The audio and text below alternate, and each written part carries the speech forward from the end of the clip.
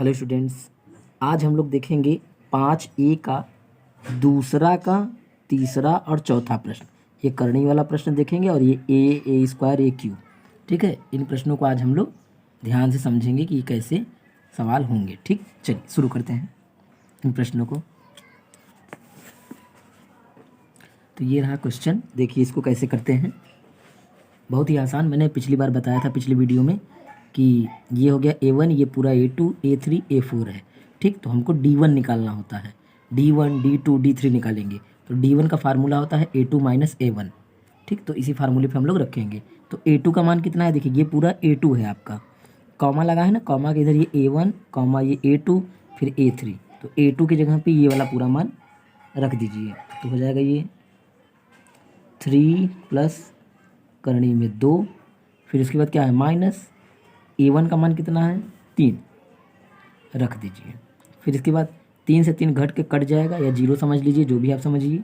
बचा क्या, करनी में 2, तो हमारा ये D1 आ गया। अब चलिए D2 निकालते हैं। D2 बराबर, D2 का फार्मूला क्या होता है A3 माइनस A2। ये फार्मूला कैसे बनता है आप भी बना सकते हैं। देखिए अगर यहाँ पे 2 है तो आप 3 लिखिए, फिर एक कम कर दीजिए A लिख करके। ठीक है, चलिए A3 का मान क्या है, A3 का मान देखिए 3 प्लस 2 करनी में 2, 3 प्लस 2 करनी में 2 माइनस A2 का मान कितना है, ये पूरा है, तो A2 का मान लिखेंगे पूरा। चलिए A2 का मान लिखिए, कोष्ठक बंद करके लिखिए। कोष्ठक क्यों बंद किया हमने, क्योंकि ये देखिए बाहर माइनस है, चिन्ह चेंज हो जाएगा इसलिए। तो हो जाएगा 3 प्लस 2 करनी में 2 माइनस 3 माइनस करनी में 2। ये प्लस और माइनस क्या हो गया, माइनस हो गया। 3 से 3 कट गया, तो ये वाला अब क्या होगा, इन दोनों को घटा दीजिए, क्योंकि देखिए यहाँ एक छुपा होता है।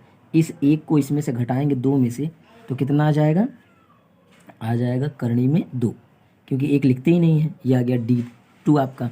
अब निकालेंगे D3। D3 कैसे निकलेगा, देखिए D3 बराबर फार्मूला होगा, एक बढ़ा दीजिए इसका 4 और एक कम कर दीजिए 3। ये हो गया D3 का फार्मूला। अब A4 का मान कितना है, A4 देख लीजिए आप लोग पहले। ये है A4, देखिए ये A4, ये क्या है A3 है, इन्हीं को रखेंगे हम लोग। ठीक है, चलिए लिखेंगे A4 3 प्लस 3 करनी में 2 माइनस कोष्ठक बंद करिए 3 प्लस 2 करनी में 2, 3 प्लस 3 करनी में 2 माइनस 3 माइनस 2 करनी में 2। अब इसको करते हैं, 3 से 3 देखिए कट जाएगा। ठीक, 3 से 3 कट गया। अब इसको इसमें से घटाएंगे तो 2 घटेगा, 3 में से तो 1 बचेगा, 1 लिखते नहीं है, बस क्या बचा करनी में 2। तो अब हमारा देखिए D1 भी इतना ही है, D2 भी इतना ही है, D3 भी सेम आ गया तीनों। अब लास्ट में क्या लिखेंगे हम लोग इसमें लिखेंगे चूँकि D1 बराबर D2 बराबर D3, तीनों बराबर आ गया, लिखेंगे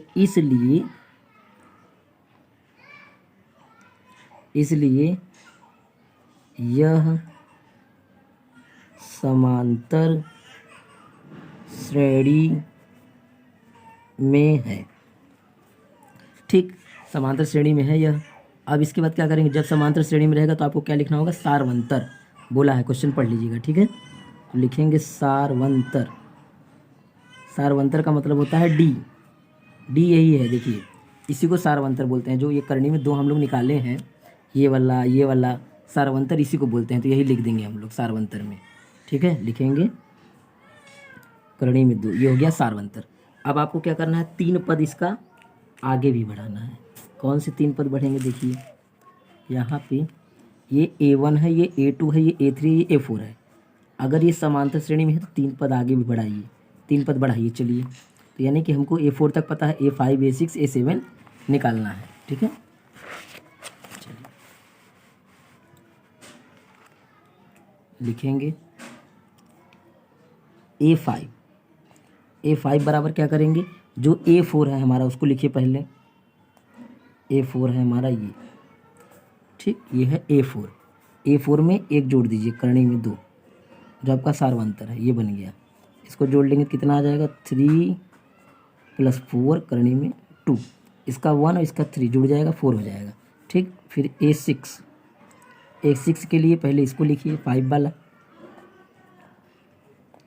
इसमें जोड़ दीजिए करने में 2, जोड़ देंगे आ जाएगा 3 प्लस 4 और इसका 1 कितना हो जाएगा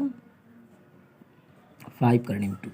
और A7 हम निकालिए, A7 बराबर क्या हो जाएगा, पहले ये वाला लिख लीजिए और फिर इसमें जोड़ दीजिए क्या, जो आपका सारवंतर आया है जोड़ देंगे तो हो जाएगा 3 प्लस इसका 1 और इसका 5 कितना हो जाएगा 6 करने में 2। ये आ गया आपका A5 A6 A7। तो ये तीनों आंसर हो गया और इसका सारवंतर, इतना आंसर आपका हो गया। ठीक है, नेक्स्ट वाला देखते हैं। आइए चलिए अब इस क्वेश्चन को देखते हैं।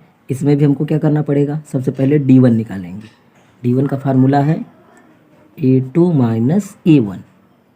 A2 का मान क्या है A स्क्वायर, A1 का मान क्या है A। ये घटेगा, कभी नहीं घट सकता। ठीक है, ये नहीं घटेगा क्योंकि इसका घात समान नहीं, इसलिए इसको घटा हम लोग नहीं सकते। चलिए इसके बाद A2 बराबर फार्मूला होगा A3 माइनस A2। A3 का मान कितना है, A3 का मान देखिए ये है A क्यूब। A2 का मान कितना है A स्क्वायर, इसको भी घटा नहीं सकते हम लोग। फिर इसके बाद क्या निकालेंगे D3 निकालेंगे। D3 बराबर हो जाएगा A4 माइनस A3। A4 का मान कितना है A घाते 4 और A3 का मान A घाते 3 यानी A क्यूब। घटाएंगे तो घटेगा नहीं, बस हो गया। ठीक, मतलब इसका जो है तीनों मान ये और ये D1 का मान D2 का मान D3 अलग अलग आया है, तो लिखेंगे चूँकि D1 बराबर नहीं है D2 के और ये भी बराबर नहीं है D3 के, तीनों बराबर नहीं है, तो सीधा लिखेंगे अतः यह समांतर श्रेणी में नहीं है। ठीक है, ये हो गया आंसर। और इसी तरह के इम्पोर्टेंट क्वेश्चन जानने के लिए हमारे चैनल को लाइक और सब्सक्राइब जरूर करें। धन्यवाद।